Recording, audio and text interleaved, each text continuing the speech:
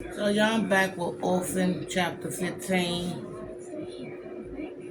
Don't quote me, but a continuation with Bernice. Bernice swallowed, trying to find her voice. My sincerest sympathy for your loss, she managed. I know how hard it is to lose a child. I lost my son too. Mrs. Wilson lifted her head to look at Bernice, her eyes like bleeding holes in her skull. We tried everything, she said in a weak voice. We gave him Mrs. Wisno soothing syrup, onion syrup, chloride, lime, kerosene, whiskey, nothing helped. Bernice took a deep breath and on wobbly legs went over to the bench and kneeled in front of the distraught mother. Is there anything I could do for you? She said. Someone I could get, a family member perhaps, or a priest? Mrs. Withers shook her head frantically and her chin quivering.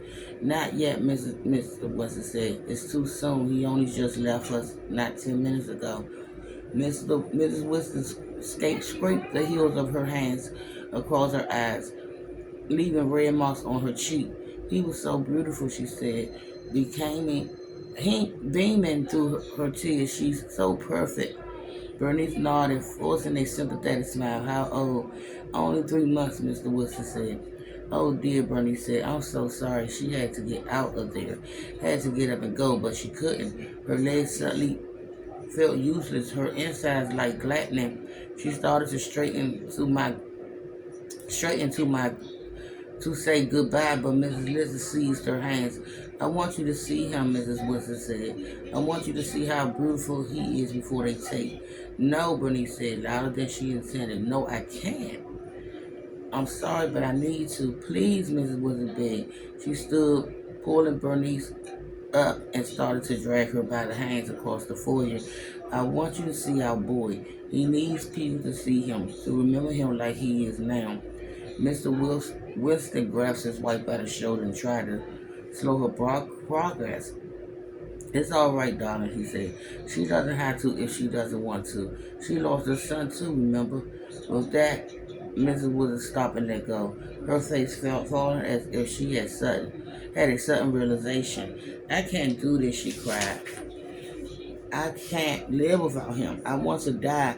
I want to go with him. Then her legs buckled and she fell on the floor, hollering. Her knees and eyebrows craned the floor. And okay, I'm gonna read another chapter before I continue. Tears flooded Bernice's eyes. She knew exactly what Mrs. Winston was feeling, and anguish so old woman felt like a giant hand had ripped out her insides.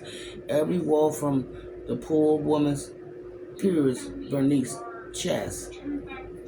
She wanted to go home to get as far away from the shattered mother as possible. If she stayed any longer, she she stayed any longer, the fragile pieces of her broken heart would fall apart again too.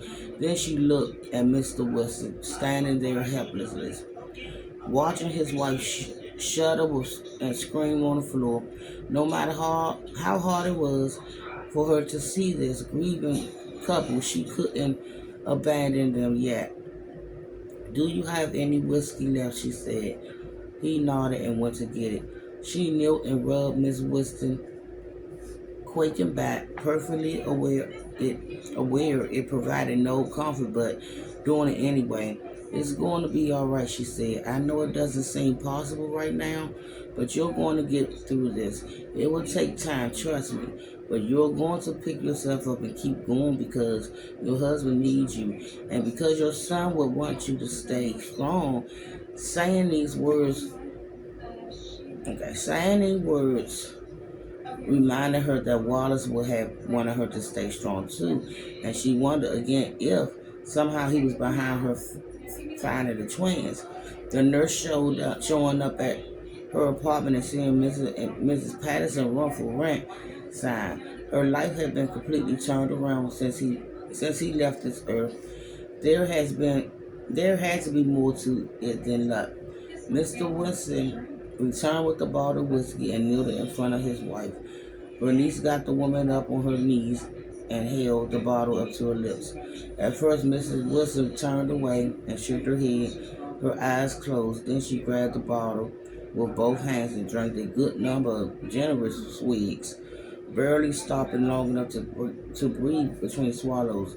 Bernice let her drink quite a bit, then pried the bottle from her grasp and gave it back to Mr. Winston, who took a few swigs himself.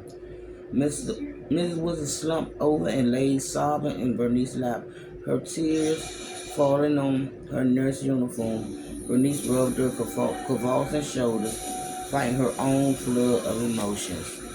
And I will be back to continue the last part of this chapter. Bye, my reactors.